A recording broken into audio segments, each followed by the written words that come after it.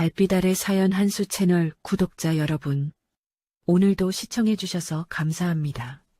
행복하고 즐거운 시간 되시길 바라며 오늘의 사연 시작하겠습니다. 늦겨울의 끝자락이 겨우 지나고 봄 기운이 채 거치지 않은 이른 새벽이었습니다. 대한민국 육군 가족 초청 행사와 한미 공동안보 간담회가 함께 열리는 날이라 시청 강당과 인근 군부대 행사장은 동이 트기로 전부터 분주하게 돌아갔죠.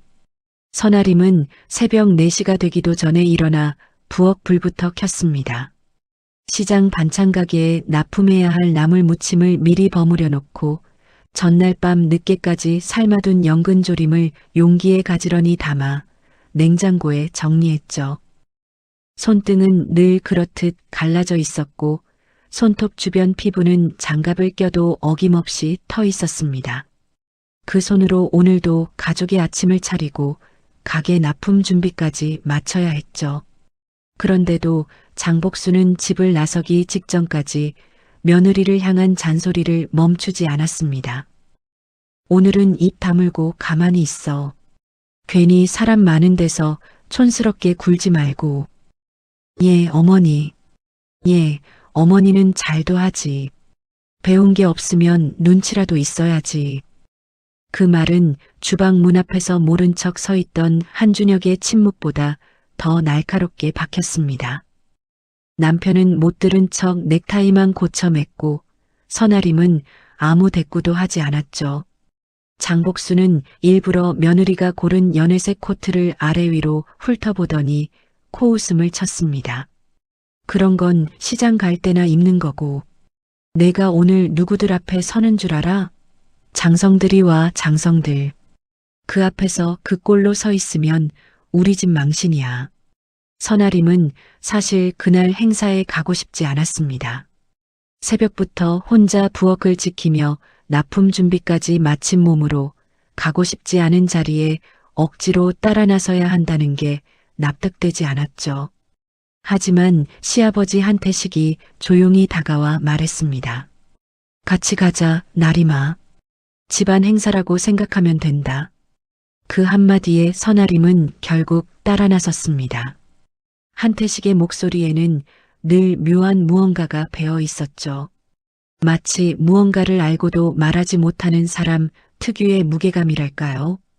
선아림은 그 무게가 무엇인지 정확히 알지 못했지만 그 사람 앞에서만큼은 어쩐지 완전히 무너지지 않을 수 있었습니다. 행사장 앞은 이미 사람들로 가득했습니다. 군 가족들, 지방 유지들, 지역 기자들, 초청 인사들이 뒤섞여 웅성거렸죠. 그 안에서 장복수는 마치 오랫동안 기다려온 무대에 마침내 오른 사람처럼 목소리를 높였습니다. 우리 아들은 방산업체에서 일해요. 바쁜 사람인데 특별히 얼굴 비추는 거지요. 그리고 일부러 주위를 둘러보더니 선아림을 손짓으로 가리켰습니다. 얘는 우리 며느리인데 배움은 좀 짧아도 손이 빨라서 반찬 장사는 잘해요. 몇몇 중년 여성들이 어색하게 입술을 오므렸습니다. 누군가는 민망해 슬며시 시선을 돌렸지만 장복수는 오히려 더 신이 난 듯했죠. 애가 중학교만 겨우 마쳤거든요. 그래도 사람이 착하긴 해요. 착한 것밖에는 내세울 게 없지만 그 말은 칼처럼 꽂혔습니다. 귀 밑이 화끈 달아오르고 발바닥이 땅속으로 꺼지는 것 같은 느낌. 선아림은 얼굴이 확 달아올랐지만 표정을 고정시켰죠. 익숙했습니다. 너무 익숙해서 오히려 더 서러웠습니다. 결혼한 뒤 3년 동안 장복수는 언제나 사람들 앞에서만 저랬죠.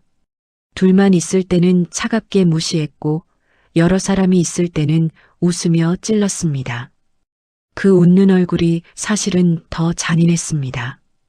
바로 그때 행사장 안쪽에서 갑작스러운 소란이 일었습니다. 예정에 없던 일정 변경이었죠. 한미 합동 비공개 실무 브리핑이 바로 옆 별관 회의실에서 곧 시작된다는 소식이 빠르게 퍼져나갔습니다. 지역 행사쯤으로 가볍게 생각하고 나온 몇몇 인사들이 웅성거리기 시작했죠. 미군 특수부대 쪽에서도 온다더라. 별이 꽤 많은 사람들이 움직인다던데? 한미 간에 큰 건이 생긴 거 아니야?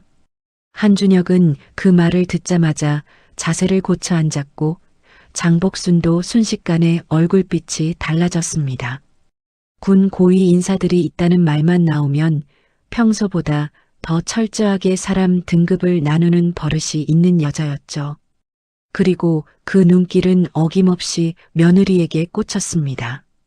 너는 저쪽 얼씬도 하지 마. 괜히 경호원들한테 제지당한다. 선아림은 그냥 고개를 끄덕였습니다. 그런데 바로 그 순간 회의실 앞에서 장교 한 명이 다급히 뛰어나왔죠. 수행 통역관이 교통사정으로 지연되고 있고 대기 중이던 통역장교는 특수작전 용어에 익숙하지 않아 브리핑 조율이 완전히 꼬였다는 얘기였습니다. 영어는 가능한데 내용이 안 맞는 가장 위험한 상황이었죠. 회의실 앞 복도는 순식간에 긴장으로 얼어붙었습니다. 선아림은 멀찌감치 떨어져 서 있었지만 장교가 무전기에 대고 중얼거리는 말을 듣는 순간 표정이 아주 미세하게 바뀌었습니다. 그가 반복해서 중얼거리는 영어 약어들, 그 단어들은 평범한 생활 영어가 아니었죠. 은밀 침투, 표적 확보, 이탈 경로, 민간인 변수, 우발 상황 규정. 선아림은 자기도 모르게 그 말들을 머릿속에서 하나씩 정리하고 있었습니다. 하지만 아무도 그런 며느리를 보지 않았습니다.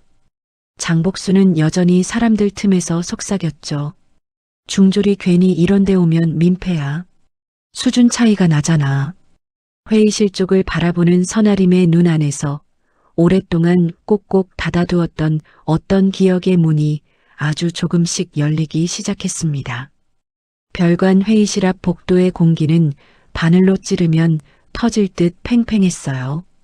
출입문 앞에는 헌병과 경호 인력들이 두 줄로 늘어서 있었고 안쪽에서는 낮고 빠른 영어가 쉴 새 없이 오갔죠. 회의실 문이 열릴 때마다 안에 앉은 인물들의 어깨 위 계급장이 번쩍였습니다. 미군 측 내성 장군 2, 한국군 내성 장군 1명. 세 사람의 별을 합치면 12이었습니다. 그 앞에 배석한 장교들과 실무진까지 포함하면 회의실 안은 사실상 작은 전쟁지휘소나 다름없었죠. 문제는 오로지 통역이었습니다.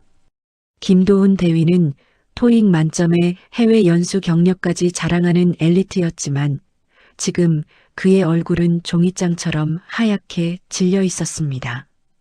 미군 특수작전 사령관 로버트 케인이 빠르게 던진 문장을 2번이나 놓쳤고 마이클 로건 중장은 답답하다는 듯 말끝을 끊어먹으며 다시 천천히 반복했죠. 그런데도 김도훈은 생활 영어식으로 뜻을 뭉개버렸습니다. 작전 브리핑 자리에서 단어 하나를 흐리게 옮긴다는 건 지도 좌표 하나를 틀리는 것과 다를 바 없었죠. 문 밖으로 나온 김도훈은 짜증과 수치심으로 얼굴이 벌개져 있었습니다.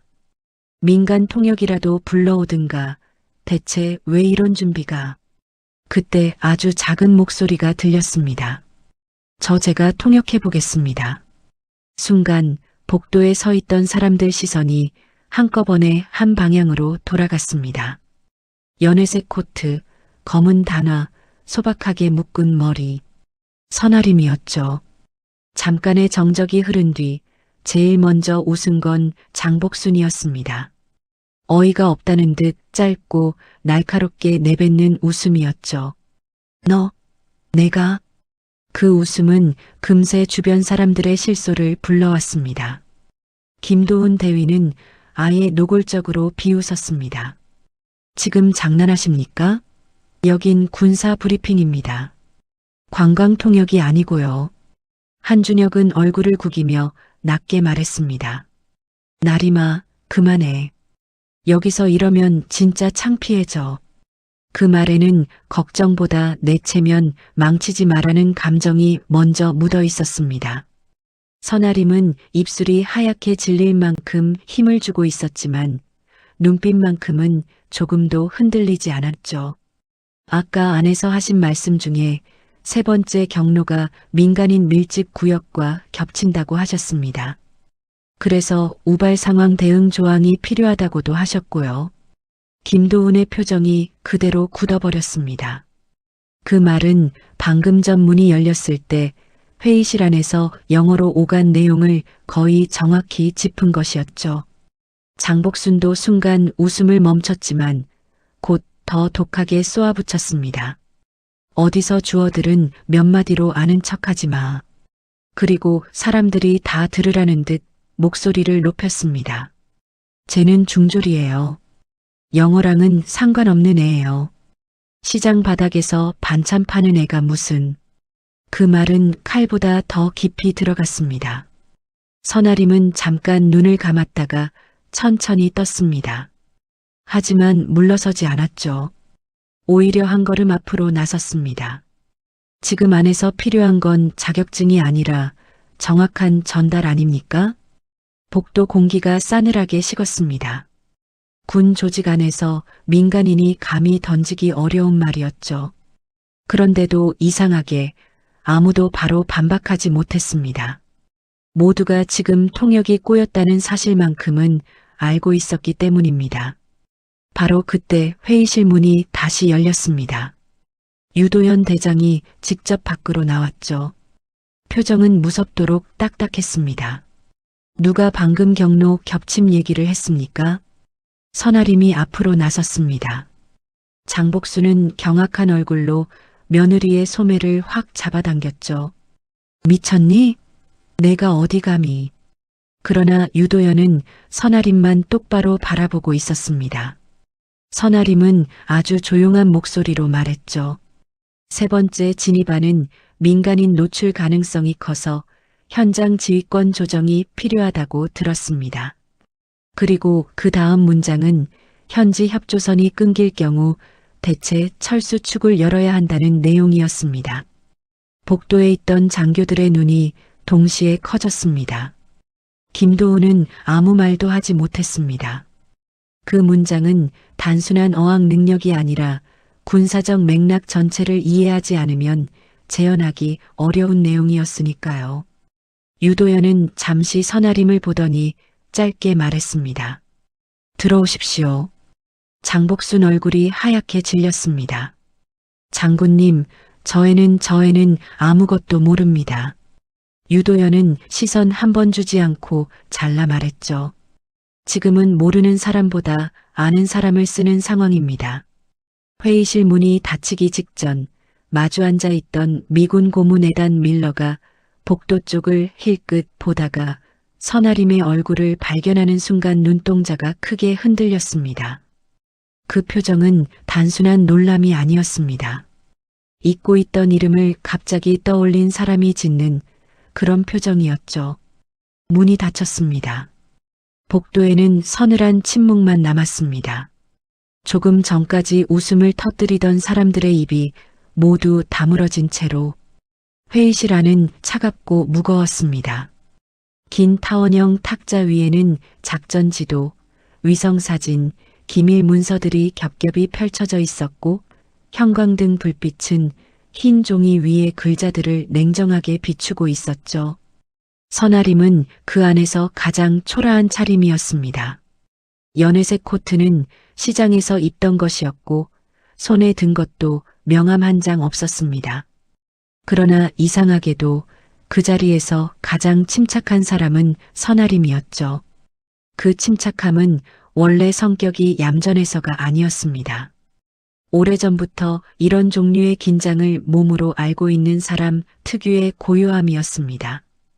어릴 적부터 하루하루가 위기였던 사람, 무너지면 안 되는 상황에서 무너지지 않는 법을 몸에 새긴 사람만이 가질 수 있는 그 종류의 평정심이었죠. 군 고위급 인사들이 즐비한 그 자리에서 선아림이 떨지 않은 건 담이 커서가 아니라 이미 더 큰 두려움을 견뎌본 사람이기 때문이었습니다. 로버트 케인 대장은 선아림을 한번 훑어본 뒤 시험하듯 짧고 빠른 문장을 던졌습니다. 일상 회화가 아니었습니다. 일부러 군사 약어와 현장 표현을 섞은 익숙하지 않으면 절반도 알아듣기 어려운 문장이었죠. 회의실 안 사람들이 일제히 선아림 쪽으로 시선을 고정했습니다. 잠깐의 침묵이 흘렀습니다. 그런데 선아림은 한 박자도 늦지 않고 한국어로 정확히 옮겼습니다. 단순한 직역이 아니었죠. 군사 상황의 맥락을 살아있게 살린 통역이었습니다. 단어 하나를 선택하는데도 현장 판단이 담겨 있었고 문장의 무게감이 원문과 거의 일치했습니다. 유도현 대장이 고개를 들었고 한국군 측 배석 장교들이 서로 눈빛을 교환했습니다. 아무도 소리내어 말하지 않았지만 회의실 안 공기가 미세하게 달라졌습니다.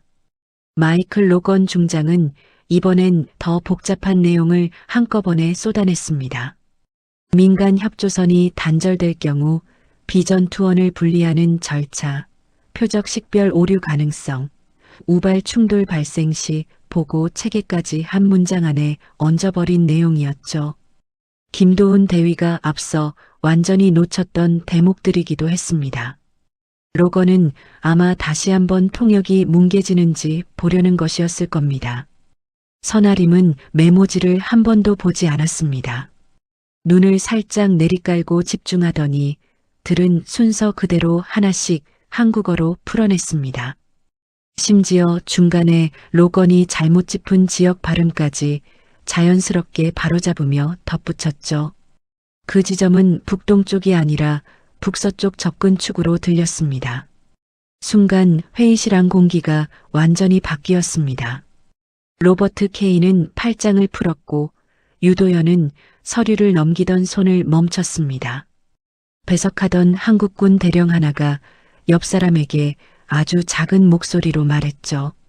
저 정도면 통역이 아니라 내용을 아는 사람인데. 그 말은 맞았습니다. 선아림의 통역은 단순히 언어를 옮기는 수준이 아니었습니다.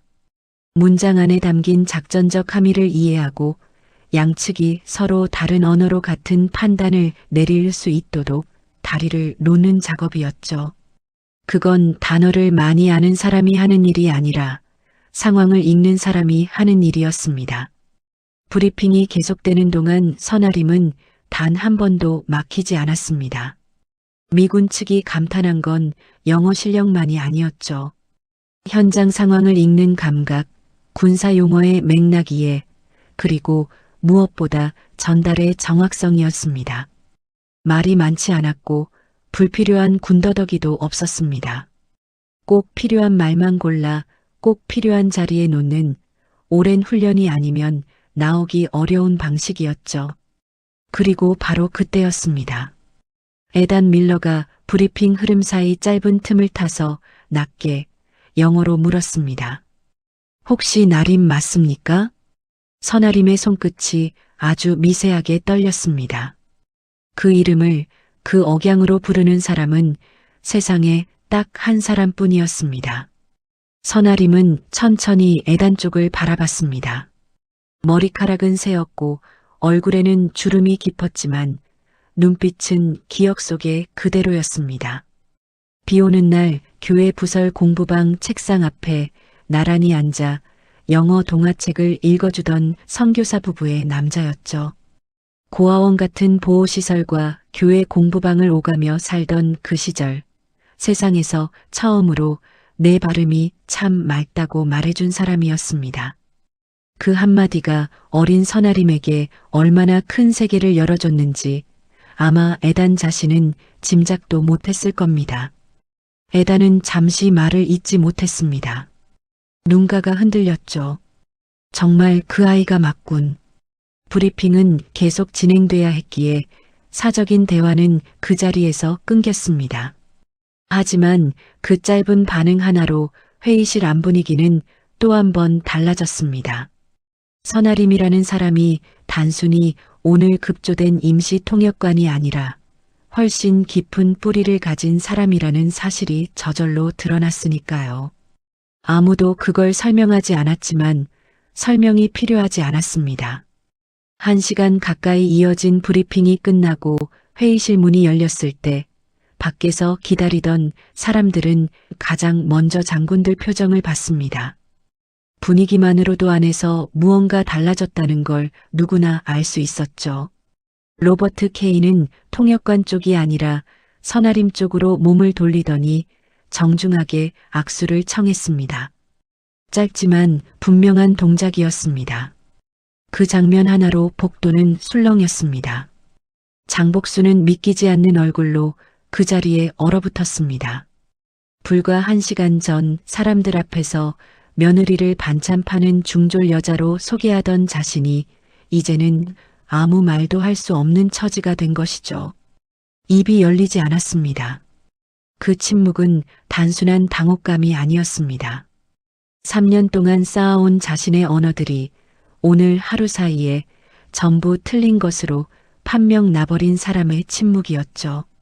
그때 에단 밀러가 회의실 밖으로 나와 선아림 앞에 멈춰 섰습니다. 주변 시선 같은 건 신경 쓰지 않는 얼굴이었습니다. 그리고 약간 떨리는 목소리로 한국말을 꺼냈습니다. 너 그때 그 작은 아이 맞지? 대문 앞에서 늘 영어책 안고 서 있던. 복도 전체가 조용해졌습니다. 선아림은 아무 대답도 하지 못했습니다. 목구멍 안에서 무언가 뜨거운 것이 치밀어 올랐지만 그걸 내보내지 않으려고 입술을 꽉 다물었죠. 눈만 조용히 붉어졌습니다. 그 장면을 바라보는 시아버지 한태식의 얼굴에는 복잡한 감정이 겹쳐 있었습니다. 안도와 죄책감, 그리고 오래 묻어두었던 진실이 마침내 땅 밖으로 나오는 것을 목격하는 사람의 표정이었죠. 한태식은 천천히 아주 깊게 눈을 감았습니다. 그 눈꺼풀 안에서 무슨 생각이 지나갔는지는 아무도 알 수 없었어요. 회의가 끝난 뒤 고위 인사들은 예정에 없던 짧은 휴식 시간을 가졌습니다. 그 시간 동안 사람들의 관심은 자연스럽게 모두 선아림에게 쏠렸죠. 불과 1시간 전까지만 해도 시어머니 뒤에 조용히 서 있던 며느리였습니다. 아무도 이름을 묻지 않았고 아무도 눈을 맞추지 않았던 사람이었죠. 그런데 지금은 장성들과 미군 고문이 먼저 말을 거는 인물이 되어 있었습니다. 그 변화가 너무 급격해서 주변 사람들은 쉽게 상황을 받아들이지 못했습니다. 몇몇은 선아림을 다시 보려고 일부러 가까이 다가왔고 몇몇은 장복순 눈치를 살피며 어색하게 시선을 돌렸습니다. 에단 밀러는 선아림과 마주선 채 한참을 말을 잇지 못했습니다.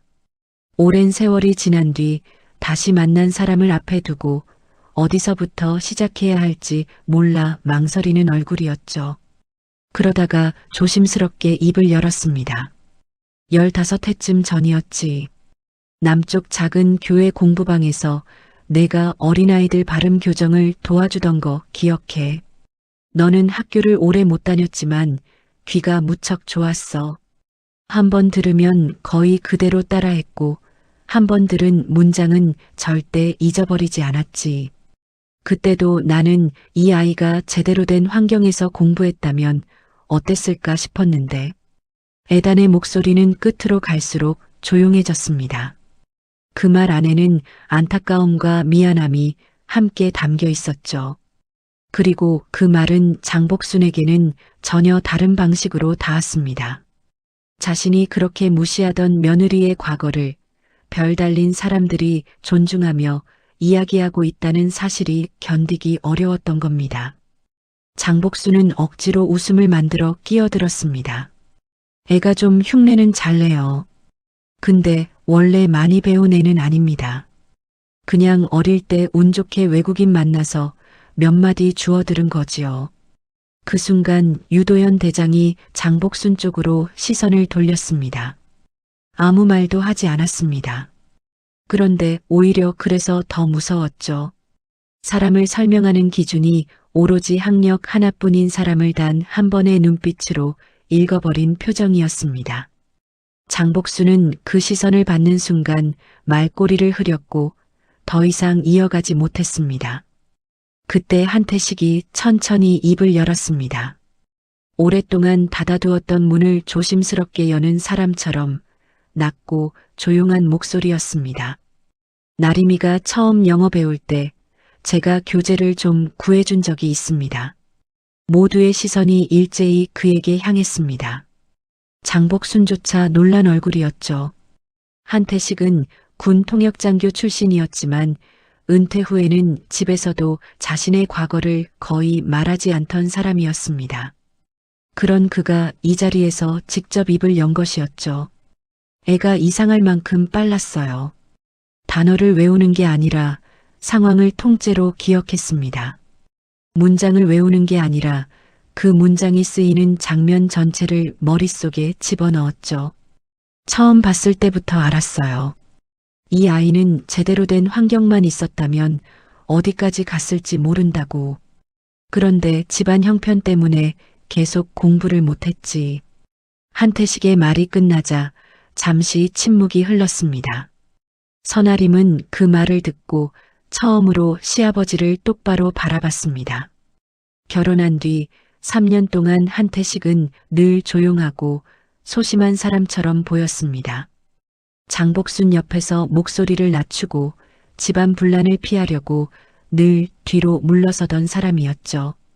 그런데 지금 그의 표정에는 오래된 부채감이 선명하게 서려 있었습니다. 사실 그는 결혼 초부터 장복순이 며느리를 무시하는 걸 알고 있었습니다. 맞고 싶었지만 집안 평화를 핑계로 늘 침묵을 선택했죠. 그 비겁한 침묵이 3년 동안 쌓이고 쌓여 오늘에서야 비로소 그의 입을 열게 만든 것이었습니다. 한준혁도 충격을 받기는 마찬가지였습니다. 그는 아내가 영어를 어느 정도 한다는 건 어렴풋이 알고 있었습니다. 하지만 이 정도일 줄은 몰랐죠. 아니, 몰랐다기보다는 알려고 한 적이 없었다는 말이 더 정확했습니다. 결혼 생활 3년 동안 선아림에게서 본 것은 새벽마다 차려진 밥상, 빨래 개는 손, 시장 냄새 묻은 앞치마뿐이었습니다. 그 손이 방금 전까지 한미 고위급 회의에서 작전 용어를 정확히 옮겼다는 사실을 받아들이는데 한준혁은 한참의 시간이 필요했습니다. 자신이 아내의 어떤 면도 제대로 보지 않았다는 사실이 이 순간 처음으로 선명하게 느껴졌죠. 에다는 잠시 주변을 살피더니 선아림에게 조용히 물었습니다. 그 후에 내가 왜 공부를 계속 못했는지 혹시 아직도 말하기 어렵나? 선아림의 얼굴이 순간 굳었습니다. 그 질문은 오래된 상처의 정확한 자리를 짚은 것이었죠. 장복순은 어색한 기색을 감추려는 듯 짜증 섞인 목소리로 끼어들었습니다. 어릴 때 가난했으니 그렇겠죠 뭐. 다들 그런 사정 하나쯤은 있잖아요. 그 말은 선아림의 삶 전체를 가난이라는 단어 하나로 납작하게 눌러버리는 말이었습니다. 수십 년의 고통을 흔한 사연 중 하나로 처리해버리는 가장 무신경한 종류의 말이었죠. 그런데 바로 그 순간 선아림이 처음으로 시어머니를 향해 입을 열었습니다. 목소리는 떨리지 않았고 눈빛은 흔들리지 않았습니다. 가난해서만은 아니었어요. 복도가 다시 조용해졌습니다. 선아림은 천천히 그러나 또렷하게 말을 이었습니다. 엄마가 쓰러진 날 저는 학교 대신 시장에 나갔습니다. 그날부터 집안 빚을 갚으면서 동생들 먹이느라 학교를 못 다녔어요. 공부를 못한 게 아니라 못하게 된 거예요. 그리고 그건 제 선택이 아니라 그때 제가 할 수 있는 유일한 일이었을 뿐입니다. 그 말이 끝나자 복도안 공기가 완전히 달라졌습니다. 중년 여성들 몇몇이 더 이상 장복순 곁에 서 있지 못했습니다. 이 이야기의 무게를 누구보다 잘 아는 세대이기 때문이었죠. 가족을 먹여 살리기 위해 학교를 포기하고 시장으로 나간 여자들, 꿈을 접어야만 살아남을 수 있었던 시절을 통과한 사람들. 그 세대의 아픔이 선아림 안에 겹쳐 보이기 시작했습니다. 선아림의 이야기는 그 자리에 있는 누군가의 어머니 이야기이기도 했고 누군가의 언니 이야기이기도 했습니다. 장복수는 그 시선들을 느꼈습니다. 조금 전까지 동조하던 사람들이 하나씩 멀어지는 것을 온몸으로 느꼈죠. 그러나 끝내 아무 말도 하지 못했습니다. 자존심이 먼저였고 자존심은 쉽게 무너지지 않았습니다. 그리고 바로 그 자리에서 유도현 대장이 아주 뜻밖의 말을 꺼냈습니다. 오후 비공개 추가 협의에도 선아림 씨가 필요합니다. 단순한 부탁이 아니었습니다. 공식적인 자리에서 공식적인 인물이 건넨 공식적인 인정이었죠. 선아림은 잠깐 멈칫했지만 이내 조용히 고개를 끄덕였습니다. 장복수는 앉았다 일어섰다 하며 얼굴이 일그러졌습니다. 하지만 이제 더 이상 며느리를 제지할 수 있는 말이 남아있지 않았습니다. 그 자리에서 3년 동안 그녀가 쌓아온 언어의 권력이 조용히 무너지기 시작했습니다. 사람이 궁지에 몰리면 두 부리로 나뉩니다. 자기 잘못을 인정하는 사람과 더 악독해지는 사람이죠. 장복수는 평생 후자였습니다. 자존심이 상할수록 더 날카로워지고 밀릴수록 더 세게 밀어붙이는 방식으로 살아온 여자였습니다. 그것이 그녀가 세상과 싸워온 방식이었고 그 방식으로 지금까지 살아남았다고 믿는 사람이었죠. 오후 협의가 시작되기 전 잠시 마련된 다과시라는 어색한 온기로 채워져 있었습니다. 차 한 잔씩 손에 든 사람들이 삼삼오오 모여 낮은 목소리로 이야기를 나누고 있었죠.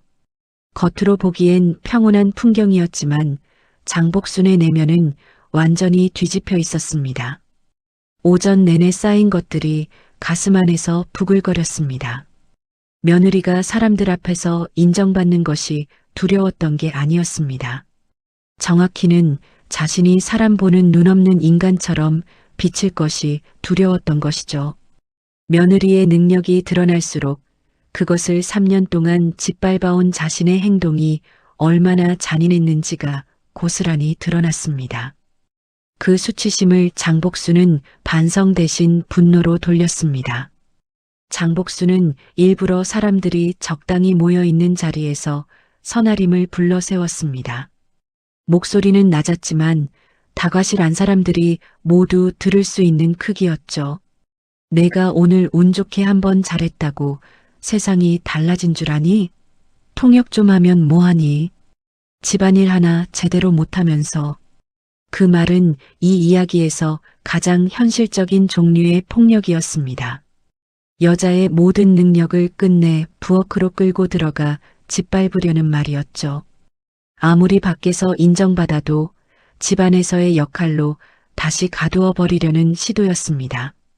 그것은 단순한 잔소리가 아니라 3년 동안 선아림에게 씌워온 틀을 절대 벗기지 않겠다는 선언이었습니다. 장복수는 거기서 멈추지 않았습니다. 더 독하게 밀어붙였죠. 내가 그렇게 대단하면 왜 아직도 시장 반찬 가게에서 사니? 진짜 실력 있으면 진작 다른 인생 살았겠지. 오늘 운 좋게 한번 맞은 거야. 착각하지 마. 말 한마디 한마디가 정교하게 계산된 것처럼 선아림의 가장 아픈 자리를 파고들었습니다. 왜 더 나아가지 못했냐는 말, 왜 이 자리에 있냐는 말. 그건 선아림이 스스로에게 가장 많이 했던 질문이었고, 그래서 가장 깊이 박히는 말이었습니다. 한준혁은 그 말을 듣고 낮게 말했습니다. 어머니, 그만하세요. 하지만 그 말에는 힘이 없었습니다. 이미 말은 공기 중에 퍼졌고 다과실 안 사람들은 찻잔을 내려놓은 채 숨을 죽이고 있었죠. 선아림은 이번에는 예전처럼 고개를 숙이지 않았습니다. 바닥을 보거나 입술을 깨물며 참지 않았죠. 천천히 시어머니를 바라봤습니다. 그 눈빛 안에는 분노도 없었고 억울함도 없었습니다. 다만 3년이라는 시간이 담겨 있었습니다. 참아온 날들의 무게가 담겨 있었죠. 그리고 결혼한 뒤 처음으로 선아림은 또렷하고 담담하게 되받아쳤습니다. 제가 다른 인생을 못 산 건 못나서가 아니라 참아서였어요. 장복순의 입술이 순간 멈췄습니다. 선아림은 계속했습니다. 어머니가 사람들 앞에서 저를 깎아내릴 때마다, 준혁 씨가 모른 척할 때마다 저는 집안을 깨고 싶지 않아서 참았어요. 제가 참으면 다음엔 괜찮아지겠지. 제가 더 잘하면 언젠가는 인정받겠지 싶어서 참았습니다. 그런데 오늘 알았어요. 다과실 안이 완전히 조용해졌습니다. 찻잔 내려놓는 소리조차 들리지 않았죠. 참는 게 집안을 지키는 게 아니라 누군가를 계속 망가뜨리는 일이 될 수도 있다는 거요. 한준혁의 얼굴이 굳었습니다. 그 말은 장복순을 향한 것이기도 했지만 동시에 남편을 향한 것이기도 했습니다. 3년 동안 모른 척했던 사람, 어머니와 아내 사이에서 늘 어머니 쪽으로 무게를 실었던 사람에게도 해당되는 말이었죠. 한준혁은 그걸 알았고 그래서 더 아무 말도 할 수 없었습니다. 장복순은 손끝까지 떨리면서도 끝내 사과하지 못했습니다. 그것은 이 여자의 한계였습니다. 평생 자존심으로 살아온 사람이 공개적인 자리에서 고개를 숙이는 건 그녀에게는 죽는 것만큼이나 어려운 일이었습니다. 오히려 눈을 흘기며 말했죠. 너 지금 사람들 앞에서 시험이 망신 주는 거니? 선아림은 조금도 흔들리지 않고 아주 조용히 답했습니다. 어머니가 제게 하신 건 망신이 아니라 모욕이었습니다. 그 한마디가 다과실 안 공기를 완전히 갈랐습니다. 모욕. 그 단어는 망신보다 훨씬 무거운 말이었습니다. 망신은 실수에서 비롯될 수도 있지만 모욕은 의도에서 나오는 것이죠. 장복순이 3년 동안 선아림에게 한 것은 실수가 아니라 의도였다는 선언이었습니다. 그리고 그 선언은 다과실 안에 있는 모든 사람이 들었습니다. 이 장면이 중요한 이유는 단순히 통쾌해서가 아니었습니다. 선아림이 처음으로 자기 존엄을 자기 입으로 선언하는 순간이었기 때문이죠. 3년 동안 참아온 여자가 드디어 자신을 지키는 말을 한 것이었습니다. 그것도 소리를 높이거나 눈물을 쏟으며 한 것이 아니라 가장 낮고 가장 또렷한 목소리로 했습니다. 그 방식이 오히려 더 강했습니다. 오후 추가 협의가 시작되자 더 큰 일이 벌어졌습니다. 미군 측이 예민하게 다루는 현장 변수 하나가 새롭게 튀어나왔고 한국군 실무진과 견해 차이가 생겼죠. 양측이 서로 자기 입장을 고집하며 논의가 교착 상태에 빠지려는 순간 선아림은 두 쪽 말을 동시에 들으면서 둘 다 놓치고 있는 민간 피해 가능성을 정확히 짚어냈습니다. 통역을 넘어선 발언이었습니다. 잠시 회의실이 조용해졌고 유도현과 로버트 케인이 동시에 선아림을 바라봤습니다. 그녀는 이미 단순한 통역관이 아니었습니다. 그 자리에서 가장 차분하게 상황을 읽어내는 사람이 되어 있었죠. 회의가 끝난 뒤 로버트 케인은 한국 측을 향해 공식적으로 말했습니다. 오늘 이 자리에선 그녀가 가장 명확했습니다. 짧고 간결한 문장이었지만 그 말이 가진 무게는 가볍지 않았습니다. 그것은 장복순과 한준혁에게 거의 공개 선고처럼 들렸죠. 3년 동안 시장 반찬가게 여자로만 봐온 사람에 대한 가장 권위 있는 자리에서 나온 가장 명확한 반박이었습니다. 장복순은 그 말을 들으며 자리에서 한 발짝도 움직이지 못했습니다. 다리에 힘이 빠지는 느낌이었죠. 평생 남을 판단하며 살아온 여자가 처음으로 자신의 판단이 완전히 틀렸다는 사실을 온몸으로 받아들여야 하는 순간이었습니다. 행사장 뒤편 작은 정원에는 겨울을 버텨낸 나무들이 앙상하게 서 있었습니다. 잎을 다 떨군 가지들이 차가운 하늘을 향해 뻗어 있었고 발밑 흙은 밤새 내린 찬 기운에 단단하게 굳어 있었죠. 그 풍경은 묘하게 오늘 하루와 닮아 있었습니다. 오래 참아온 것들이 마침내 껍질을 벗고 드러나는 날의 풍경이었습니다. 한준혁은 다과실을 빠져나온 선아림을 따라 정원으로 나왔습니다. 몇 번이나 말을 걸려다 멈췄죠. 평소라면 어렵지 않았을 것입니다. 그는 늘 말이 많은 편이었고 상황을 자기 페이스로 끌고 가는데 익숙한 사람이었으니까요. 그런데 지금은 어떤 말도 입 밖으로 나오지 않았습니다. 오늘 하루 동안 자기 세계가 조용히 무너지는 걸 경험했기 때문이었죠. 늘 자신이 보호자라고 생각했던 아내가 사실은 훨씬 단단하고 넓은 사람이라는 걸 처음 알았습니다. 그리고 그 사실이 단순한 놀라움이 아니라 묵직한 부끄러움으로 가슴 안에 쌓이고 있었습니다. 나림아. 선아림은 대답하지 않았습니다. 마른 나뭇가지 사이로 바람이 지나가는 소리만 잠깐 흘렀죠. 한준혁은 결국 어렵게 입을 뗐습니다. 왜 말 안 했어?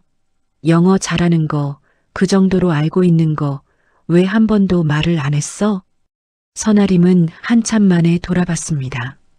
그리고 허탈하게 웃었죠. 억지로 만든 웃음이 아니라 너무 오래된 일을 이제야 묻는 사람 앞에서 나오는 종류의 웃음이었습니다. 당신이 물어본 적 있었어? 그 짧은 말 한마디에 한준혁은 그대로 입을 다물었습니다. 반박할 수 없었죠. 정말 그랬습니다.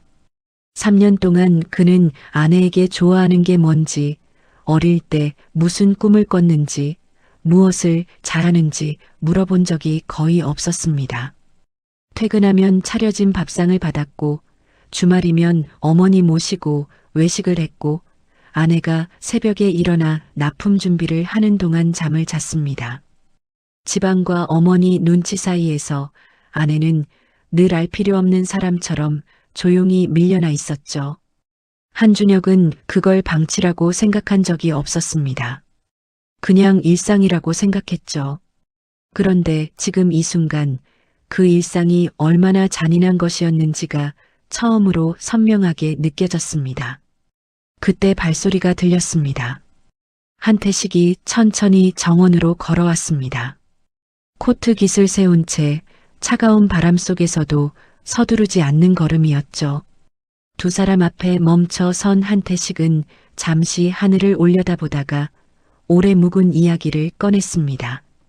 사실 나림이 결혼, 내가 밀어붙인 거다. 한준혁이 놀라 아버지를 봤습니다. 아버지가요? 그래. 처음 봤을 때 알았다. 이 아이가 얼마나 똑똑한지.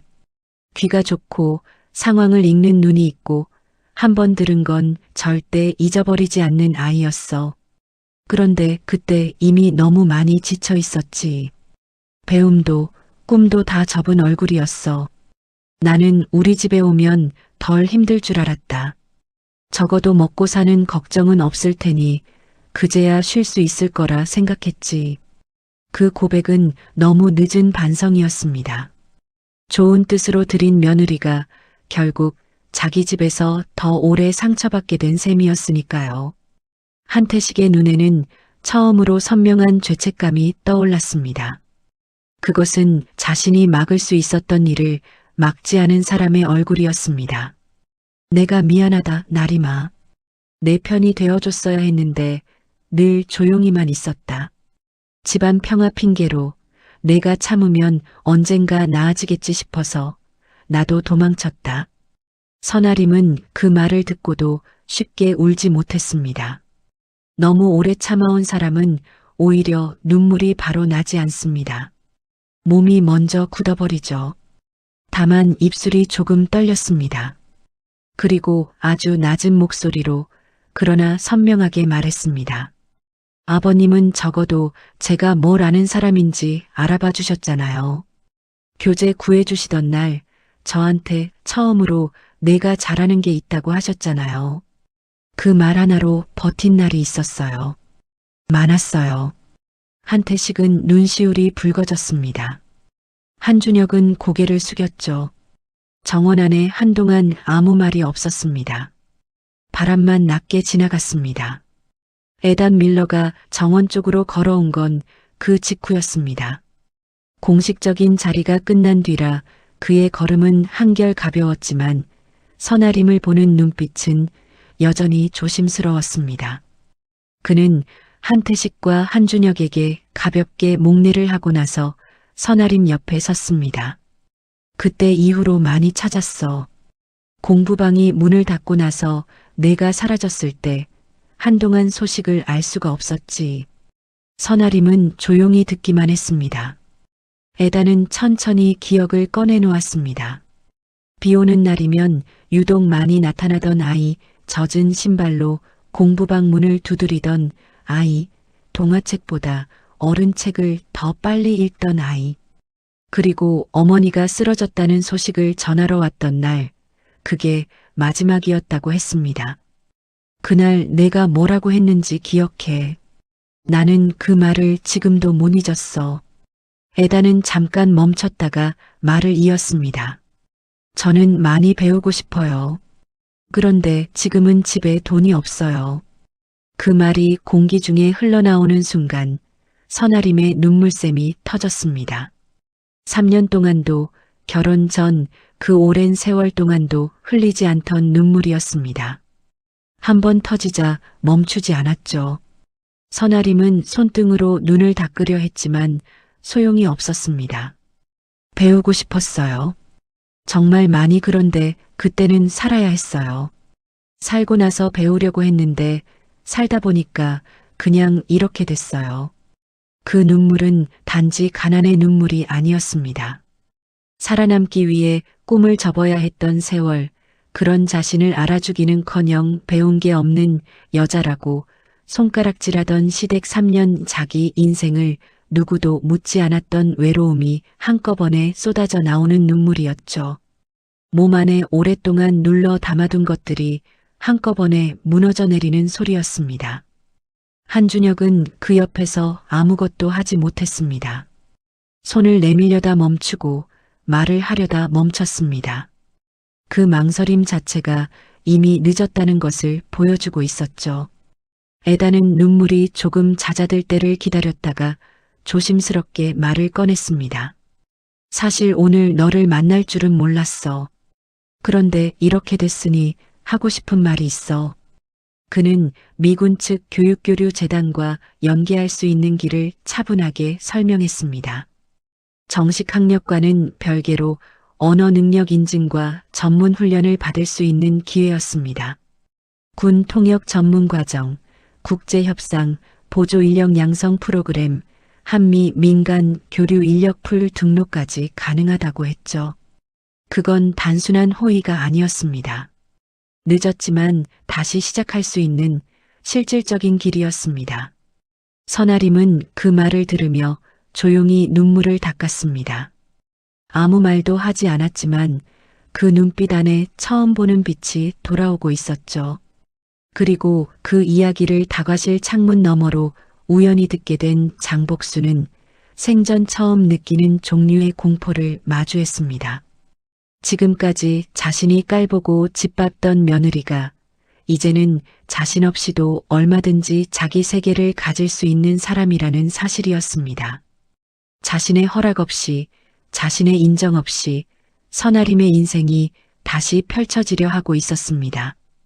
그 사실이 장복순의 가슴 안에서 오래된 무언가를 뒤흔들었습니다. 그것이 질투인지 후회인지 아니면 자기 자신을 향한 부끄러움인지 장복순 자신도 정확히 알 수 없었어요. 행사의 마지막 순서는 원래 형식적인 기념 촬영과 폐회 인사였습니다. 그러나 오늘만큼은 누구도 형식적으로 끝낼 수 없었죠. 이미 소문은 행사장 전체로 퍼진 뒤였습니다. 중졸 출신이라 무시받던 며느리가 고위급 한미 비공개 브리핑 통역을 해냈고 장성들이 직접 인정했으며 미군 고문이 오래전부터 아는 사이라고 밝혔다는 이야기까지 돌았습니다. 사람들은 저마다 조금씩 다른 버전으로 이야기를 전했지만 핵심은 하나였습니다. 오전에 시어머니 뒤에 조용히 서 있던 그 여자가 오늘 이 자리에서 가장 중요한 사람이 됐다는 것이었죠. 문제는 그 다음이었습니다. 사람들은 자연스럽게 장복순을 보기 시작했습니다. 며느리를 공개적으로 깎아내리던 사람이 이제 어떤 표정을 짓고 있는지, 어떤 말을 하는지를 지켜봤죠.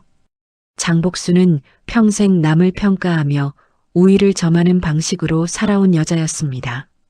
자신이 사람들 눈에 판단당하는 쪽에 서본 적이 거의 없었죠. 그런데 오늘 처음으로 그 입장이 완전히 뒤집혔습니다. 시선들이 따갑게 느껴졌고 어디에 서 있어야 할지 몰라 자꾸 자리를 옮겼습니다. 평생 무대 위에 서 있던 사람이 갑자기 객석으로 밀려난 것 같은 느낌이었죠. 폐회 순서가 시작되기 직전 유도현 대장이 준비된 발언문을 접어 호주머니에 넣었습니다. 그리고 예정에 없던 짧은 말을 꺼냈습니다. 오늘 긴급 상황에서 민간인 신부님에도 정확한 언어 전달과 냉정한 판단으로 큰 혼선을 막아주신 선아림 씨께 감사드립니다. 강당 안 여기저기서 박수가 터졌습니다. 처음엔 몇몇이었다가 금세 강당 전체로 번졌죠. 선아림은 너무 갑작스러워 몸이 굳어버렸습니다. 고개를 숙여야 할지, 손을 들어야 할지, 어떤 표정을 지어야 할지 몰랐습니다. 평생 이런 종류의 박수를 받아본 적이 없는 사람의 반응이었죠. 애단이 옆에서 조용히 고개를 끄덕였고 한태식도 눈가를 붉히며 고개를 숙였습니다. 반면 장복순은 박수를 치지 못했습니다. 손이 올라가지 않았습니다. 주변 사람들이 하나씩 손뼉을 치는 동안 장복순만 양손을 무릎 위에 올려놓은 채 굳어 있었죠. 가슴 한가운데에 뜨겁고 쓰린 것이 박혀 있는 것 같았습니다. 그것이 정확히 무엇인지 스스로도 알 수 없었습니다.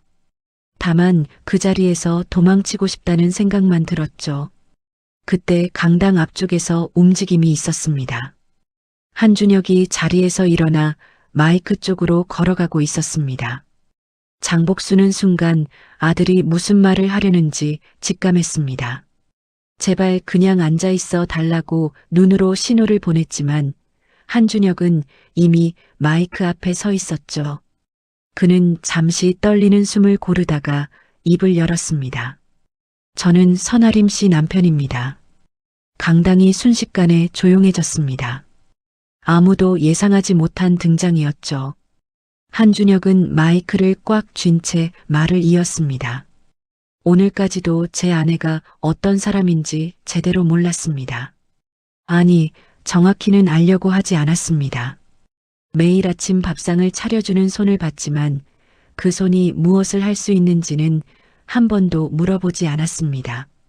아내가 새벽에 일어나 일하는 걸 알면서도 왜 그래야 하는지 함께 생각해 본 적도 없었습니다. 강당 안 사람들이 숨을 죽였습니다. 이런 자리에서 이런 말이 나올 거라고 누구도 예상하지 못했죠. 한준혁의 목소리는 떨렸지만 멈추지 않았습니다. 아내를 부끄러워한 적은 없다고 생각했습니다. 그런데 돌이켜보니 저는 늘 제 체면만 챙겼습니다. 어머니가 아내를 깎아내릴 때 모른 척한 것도, 아내가 자기 이야기를 꺼내기도 전에 상황을 덮어버린 것도 전부 제 체면 때문이었습니다. 그게 아내한테 얼마나 잔인한 일인지를 오늘에서야 알았습니다. 미안합니다.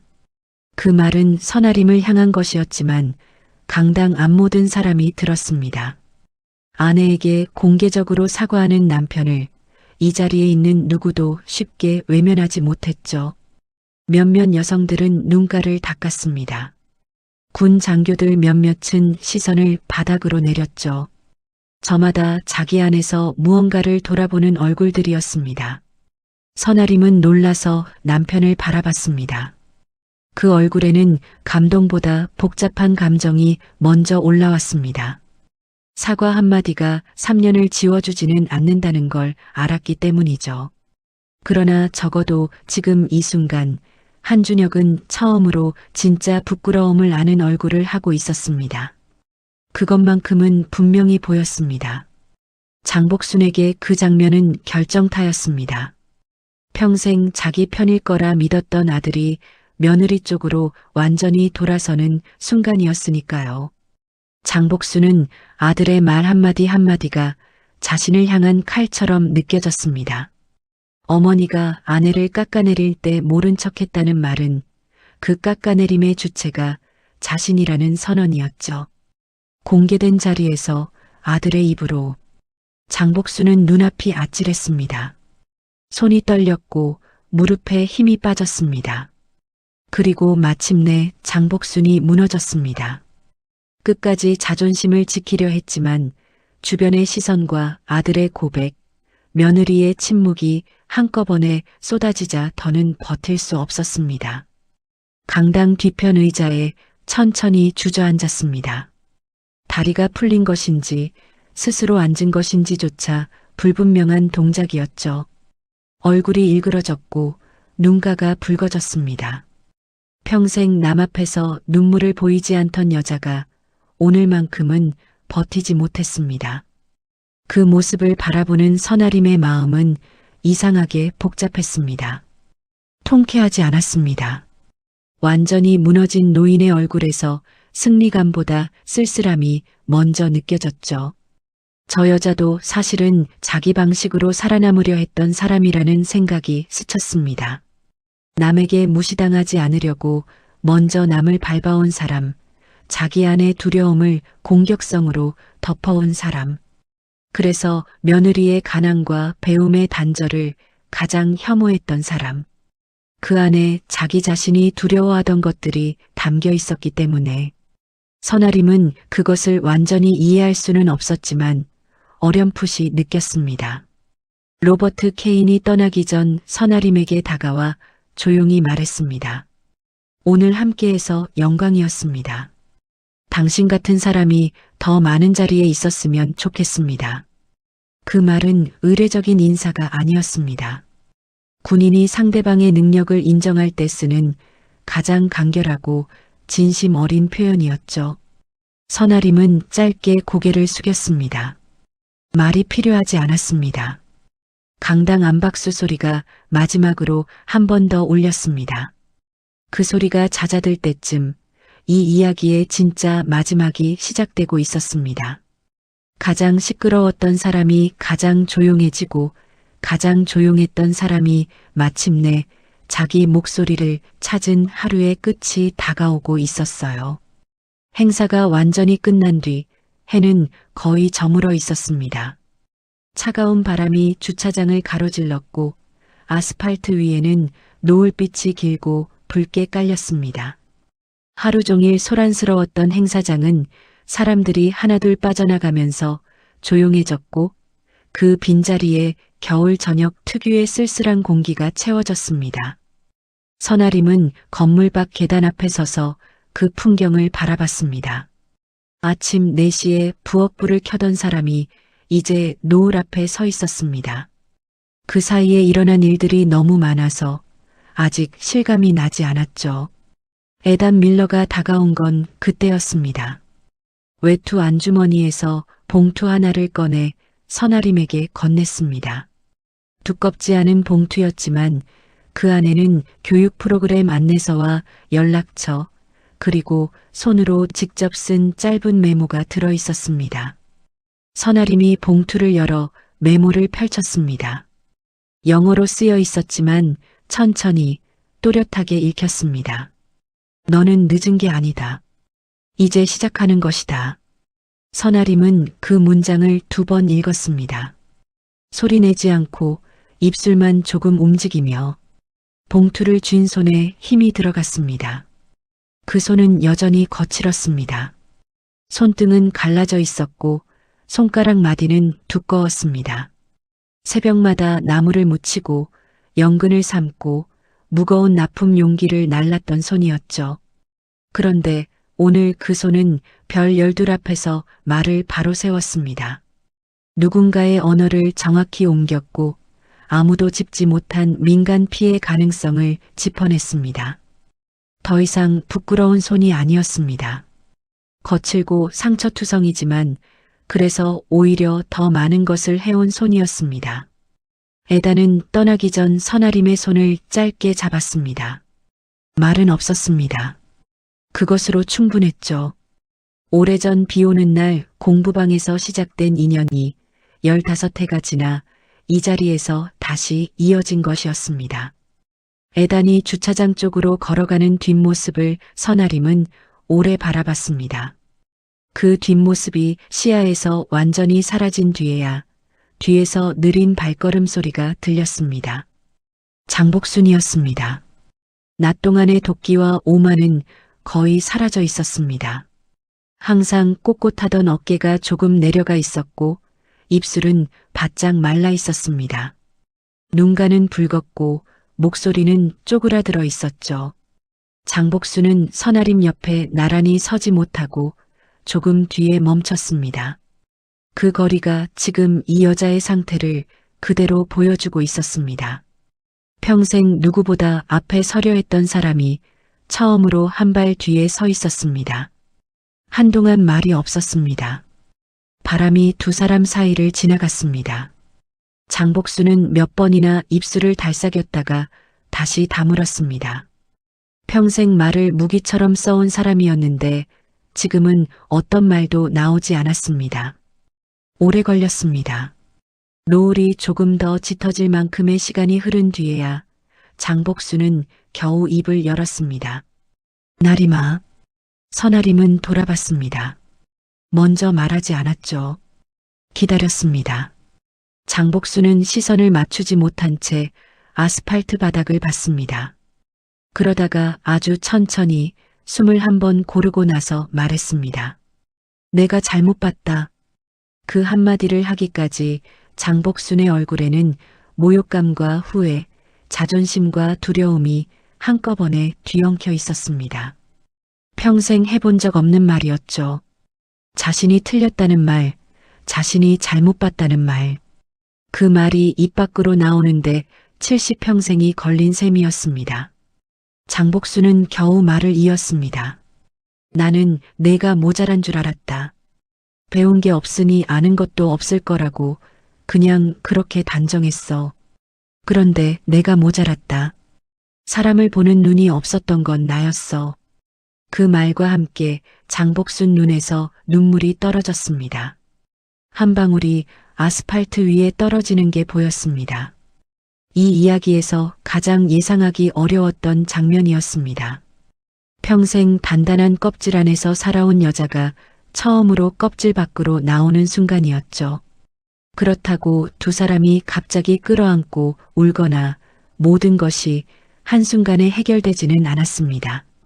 3년의 세월이 눈물 몇 방울로 지워질 리 없다는 걸 두 사람 모두 알고 있었죠. 그러나 적어도 이 순간 장복순은 처음으로 진짜 얼굴을 내보이고 있었습니다. 선아림은 한참을 바라봤습니다. 그리고 아주 조용히 말했습니다. 어머니, 제가 듣고 싶었던 건 칭찬이 아니라 사람 취급이었어요. 장복순은 그 말 앞에서 완전히 고개를 숙였습니다. 더 이상 아무 말도 하지 못했습니다. 이것은 며느리의 승리가 아니었습니다. 한 사람이 다른 사람에게 자신의 존엄을 요구하는 말이었죠. 가장 낮고 가장 조용한 목소리로 건네는 그러나 가장 무게 있는 말이었습니다. 한준혁이 차키를 손에 쥔 채 두 사람 곁으로 왔습니다. 집으로 돌아가자고 했습니다. 선아림은 바로 대답하지 않았습니다. 집으로 돌아간다고 해서 오늘 이전의 관계로 돌아갈 수는 없다는 걸 알았기 때문이죠. 무언가 달라져야 했습니다. 그리고 그 달라짐은 선아림 스스로가 먼저 선택해야 하는 것이었습니다. 선아림은 손 안의 봉투를 내려다봤습니다. 그리고 말했습니다. 저 공부해보고 싶어요. 지금이라도. 그 말은 선언이었습니다. 누군가에게 허락을 구하는 말이 아니라 자기 자신에게 내리는 결정이었죠. 한태식은 눈시울을 붉히며 천천히 고개를 끄덕였습니다. 애단이 건넨 봉투가 선아림 손 안에서 구겨질 만큼 꽉 쥐어졌습니다. 한준혁은 한참 뒤에야 작게 대답했습니다. 이번엔 내가 맞출게. 그 말은 용서를 구하는 말이 아니었습니다. 지금까지 맞추지 않았다는 사실을 인정하는 말이었고, 이제부터는 달리 살겠다는 말에 가까웠습니다. 완전한 약속이 되기까지는 시간이 필요하겠지만 적어도 첫 번째 발걸음이었습니다. 집으로 돌아가는 차 안은 조용했습니다. 뒷좌석에 앉은 장복수는 창밖만 봤습니다. 눈가가 아직 붉었고 손은 무릎 위에 가지런히 얹혀 있었죠. 조수석의 한태식은 말없이 손수건을 꺼내 뒷좌석으로 건넸습니다. 장복수는 받았습니다. 거절하지 않았습니다. 그것만으로도 오늘 하루가 이 여자 안에서 무언가를 바꿨다는 걸 알 수 있었죠. 운전하는 한준혁은 몇 번이나 룸미러로 아내를 봤습니다. 선아림은 창가 쪽에 앉아 어둠 속에 비친 자기 얼굴을 바라보고 있었습니다. 유리창 위로 도시의 불빛이 하나씩 켜지면서 그 빛들이 선아림의 얼굴 위로 조용히 겹쳐졌습니다. 평생 남의 집 며느리로, 시장 반찬가게 여자로, 중졸 출신으로만 불리던 얼굴이었습니다. 누군가의 아내, 누군가의 며느리, 누군가의 납품업자. 항상 누군가에게 딸린 이름으로만 존재했던 얼굴이었죠. 그런데 오늘 처음으로 그 얼굴이 자기 이름으로 보였습니다. 선아림. 배우지 못한 여자가 아니라 배울 기회를 빼앗겼던 여자. 능력이 없었던 게 아니라 능력을 꺼낼 자리가 없었던 여자. 그리고 이제 자기 목소리로 자기 인생을 다시 시작하는 여자였습니다. 선아림은 무릎 위 봉투를 살며시 쓸어내렸습니다. 그 손길은 조심스럽고 다정했습니다. 마치 오래 잊고 있던 자기 자신을 처음으로 어루만지는 것처럼. 차창 밖으로 도시의 불빛이 계속 켜졌습니다. 하나, 둘, 셋. 어둠 속에서 빛이 늘어날수록 선아림의 눈빛도 조금씩 밝아졌습니다. 아무도 몰랐던 그녀의 인생이 그제야 조용히 다시 열리기 시작했습니다. 그렇게 또다시 봄이 왔어요. 겨울 내내 앙상하게 서 있던 행사장 뒤편 정원의 나무들이 연두색 잎을 틔우기 시작했고 시장 골목에는 새벽마다 싱싱한 채소들이 쌓였습니다. 세상은 아무 일도 없었다는 듯 다시 돌아갔습니다. 그러나 선아림의 하루는 그날 이후 조금씩 그러나 분명하게 달라지고 있었습니다. 새벽 4시에 일어나는 건 여전했습니다. 부엌불을 켜고 나무를 묻히고 납품 용기를 정리하는 것도 마찬가지였죠. 달라진 건 그 다음이었습니다. 납품을 마치고 돌아오는 길에 선아림은 더 이상 곧장 집으로 들어가지 않았습니다. 시장 골목 끝 작은 카페에 들러 커피 한 잔을 시키고 애단이 건넨 봉투 안의 안내서를 꺼내 읽었습니다. 처음엔 그냥 훑어보는 정도였습니다. 그런데 읽을수록 안으로 빨려 들어갔죠. 언어 능력 인증 과정, 군 통역 전문 교육, 한미 민간 교류 인력 양성 프로그램. 어떤 항목 앞에서는 손가락이 멈췄고 어떤 항목 앞에서는 가슴이 조금 빠르게 뛰었습니다. 선아림은 그 봉투를 집에 가져오지 않았습니다. 처음 한동안은 카페 가방 안에만 넣어두고 다녔죠. 집 안으로 들어오는 순간 현실이 너무 무겁게 짓누를 것 같아서였습니다. 꿈과 현실 사이의 거리가 너무 멀게 느껴지는 날에는 봉투를 꺼내보지도 않고 그냥 가방 안에 두었습니다. 그래도 괜찮았습니다. 가방 안에 있다는 사실 자체가 이미 이전과 달랐으니까요. 애당과의 연락은 이 메일로 시작됐습니다. 처음엔 짧은 안부였습니다. 잘 지내냐는 물음에 잘 지낸다고 답하고 프로그램에 대해 좀 더 알고 싶다고 썼습니다. 애단의 답장은 빠르고 따뜻했습니다. 형식적인 안내문이 아니라 마치 오래전 공부방에서 나누던 대화처럼 자연스러운 문장들이었죠. 영어로 쓰인 답장을 읽으면서 선아림은 자기도 모르게 소리내어 따라 읽었습니다. 오래전 공부방 책상 앞에서 그랬던 것처럼 그 소리가 부엌을 채웠을 때 선아림은 잠깐 눈을 감았습니다. 그 감촉이 낯설면서도 반가웠습니다. 한준혁은 달라지려고 애를 썼습니다.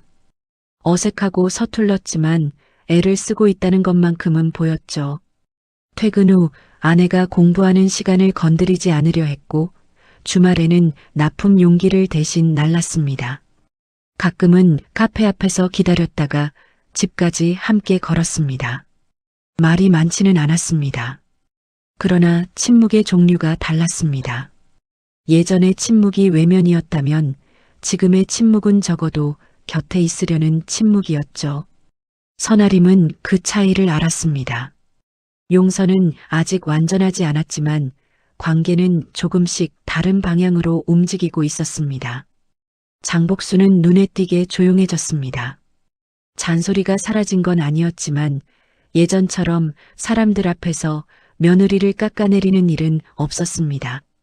가끔 부엌에서 선아림 옆에 서서 이것저것 손을 보태기도 했는데 그 모습이 너무 어색해서 오히려 선아림이 먼저 손을 내밀었습니다. 장복수는 그 손을 잡지는 못했지만 밀어내지도 않았습니다. 두 사람 사이의 거리는 아직 멀었습니다. 그러나 적어도 더 이상 서로에게 등을 돌리지는 않았습니다. 그것으로 시작하기로 했죠. 한태식은 선아림이 공부를 시작했다는 소식을 듣고 서재 깊은 곳에서 오래된 책 몇 권을 꺼냈습니다. 군 통역장교 시절 쓰던 전문 용어 교재와 손때 묻은 영한 사전이었습니다. 밑줄이 처지고 여백에 메모가 가득했습니다. 그것을 아무 말 없이 선아림 방 앞에 놓아두었죠. 선아림이 발견하고 문을 열었을 때 한태식은 이미 자리를 피해 마당 쪽으로 나가 있었습니다. 선아림은 그 책들을 가슴에 안았습니다. 한참 그대로 서 있었습니다. 언어능력 인증 시험 접수는 봄이 무르익을 무렵에 이루어졌습니다. 선아림은 접수화면 앞에서 오래 머뭇거렸습니다. 손가락이 제출 버튼 위에 올라가 있었지만 누르기까지 꽤 긴 시간이 걸렸죠. 어릴 적 그 질문이 다시 머릿속에서 올라왔습니다. 저는 많이 배우고 싶어요. 그런데 지금은 집에 돈이 없어요. 그때는 할 수 없었던 일을 지금은 할 수 있었습니다. 그 단순한 사실이 이상하게 목을 매게 만들었습니다. 선아림은 눈을 한번 깜빡이고 버튼을 눌렀습니다. 시험 준비를 하는 새벽 시간은 예전의 새벽과 다른 빛을 띠었습니다. 남을 묻히는 손이 잠깐 멈추고 교재를 펼치는 손이 시작되는 시간이었습니다. 냉장고 앞에 붙여둔 단어 카드들, 음성 파일을 들으며 따라 말하는 낮은 목소리, 틀린 문제 위에 빽빽하게 적어 넣는 메모들. 그 흔적들이 선아림의 부엌 곳곳에 조용히 쌓여갔습니다. 누구에게 보여주기 위한 것이 아니었습니다. 오로지 자기 자신을 위한 시간이었죠. 그 시간이 쌓일수록 선아림의 눈빛은 조금씩 달라졌습니다. 오래 꺼져 있던 불이 다시 켜지는 것처럼 아주 천천히 그러나 분명하게. 시험 결과가 나오던 날 아침이었습니다. 선아림은 결과 확인 문자를 받고 한참 동안 휴대전화 화면을 바라봤습니다. 합격이었습니다. 단순 합격이 아니라 최우수 등급이었죠. 선아림은 그 두 글자를 3번 읽었습니다. 소리내지 않고 입술만 움직이며 그리고 조용히 휴대전화를 내려놓고 창밖을 봤습니다. 봄 햇살이 부엌 창문으로 들어오고 있었습니다. 오래전 공부방 창문으로 들어오던 빛과 닮아 있었죠. 눈물은 나지 않았습니다. 대신 아주 오랫동안 그 햇살 안에서 가만히 서 있었습니다. 그것으로 충분했습니다. 애단에게 짧은 이메일을 보냈습니다. 최우수 합격했다고, 고맙다고. 애단의 답장은 3문장이었습니다. 잘했다. 이제 시작이다. 그리고 그 공부방에서 처음 내 발음을 들었던 날을 지금도 기억한다고. 선아림은 그 3문장을 화면 캡처에 저장했습니다. 지우지 않을 것들 중 하나였습니다. 그날 저녁 선아림은 처음으로 식탁에 앉아 자기 계획을 꺼냈습니다. 군 통역 전문 과정 등록, 한미 민간 교류 인력풀 지원, 그리고 반찬 가게 납품을 줄이는 대신 다른 방향으로 시간을 쓰겠다는 이야기였습니다. 한준혁은 아무것도 반대하지 않았습니다. 한태식은 고개를 끄덕였고 장복수는 수저를 내려놓은 채 한참 말이 없었습니다. 그러다가 아주 낮은 목소리로 말했습니다. 잘해봐라. 칭찬이 아니었습니다. 격려도 완전하지 않았습니다. 그러나 적어도 막지는 않겠다는 말이었습니다. 선아림에게는 그것으로 충분했습니다. 모든 것이 한꺼번에 바뀌기를 기대하지 않았으니까요. 천천히 한 걸음씩이면 됐습니다. 식사가 끝나고 설거지를 마친 선아림은 방으로 들어와 책상 앞에 앉았습니다. 한태식의 오래된 사전을 펼쳤습니다. 빛바랜 종이 위에 누군가의 손으로 적힌 메모들이 가득했습니다. 선아림은 그 메모들 사이사이에 자기 글씨를 천천히 더해갔습니다. 두 사람의 필체가 한 페이지 안에 나란히 놓였습니다. 창밖에는 봄밤이 조용히 깔려 있었습니다. 가로등 불빛이 골목을 비추고 어디선가 바람이 나뭇잎을 흔들었습니다. 선아림은 그 소리를 들으며 사전 위로 시선을 내렸습니다. 배우지 못한 여자가 아니라 배울 기회를 빼앗겼던 여자. 늦은 게 아니라 이제 시작하는 여자. 그 여자의 밤이 조용하고 단단하게 깊어가고 있었습니다.